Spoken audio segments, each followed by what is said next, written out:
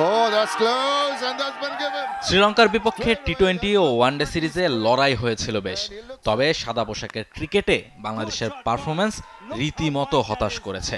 দুই ম্যাচেই অসহায় আত্মসমর্পণ করেছে নাজমুল হোসেন শান্তর দল। টেস্ট ক্রিকেটে এমন পারফরম্যান্সে হতাশ প্রধান নির্বাচক গাজী আশরাফ হোসেন লিপু। স্পোর্টিং উইকেটে ম্যাচ না জিতলেও অন্তত লড়াইয়ের আশা করেছিল বিসিবি। তবে ভবিষ্যতে বড় সাফল্য অর্জনের লক্ষ্যে এমন উইকেটেই খেলা চালিয়ে যাবেন বলে জানিয়েছেন লিপু। নিজেদের সক্ষমতা, নিজেদের দুর্বলতা সেটাকে বিচার করার জন্যই অনেকটা বিসিবি এই ভেন্যু এবং এই উইকেটের ব্যবস্থা করেছে। টেস্ট সিরিজের সবচেয়ে বেশি দৃষ্টিকটু ছিল ব্যাটারদের আউট হবার ধরন।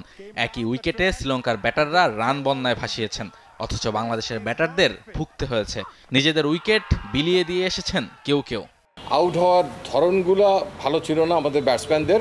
অধিকাংশ ক্ষেত্রে আমি বলবো যে সেটা দুটো প্রেক্ষাপট আছে। একটা হচ্ছে যে সেটেল ডাউন করার আগে অনেকে আউট হয়ে গেছেন এবং সেই বলগুলো হয়তো তারা ছেড়ে দিতে পারতেন। তাদের অফ স্টাম্প কোথায় আছে সেটা যদি তারা ঠিকভাবে জানতে পারতেন তাহলে হয়তো সেই বলগুলো তারা চেজ করতেন না।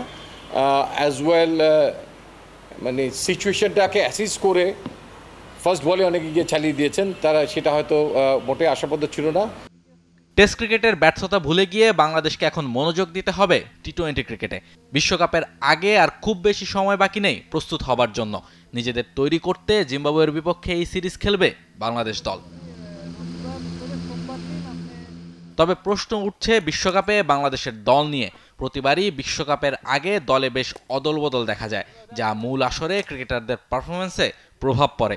তবে এবার আর সেই পথে হাঁটতে চায় না বাংলাদেশ।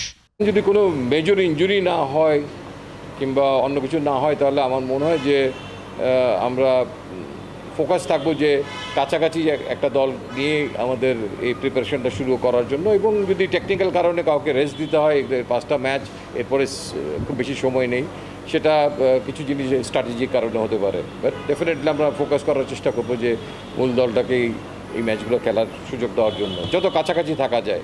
একটা দুটো হেরান দেওয়ার হতেই পারে। নির্বাচকের কথায় স্পষ্ট, এবার আর কোনো পরীক্ষা নিরীক্ষা চায় না বাংলাদেশ দল।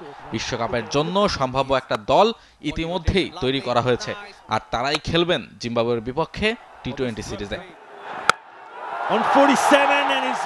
রাহুল রায়, T Sports. For more updates, subscribe to our YouTube channel and click on the bell icon. Follow us on Facebook and Instagram. Download T-Sports app to enjoy exciting games and highlights. Visit tsports.com.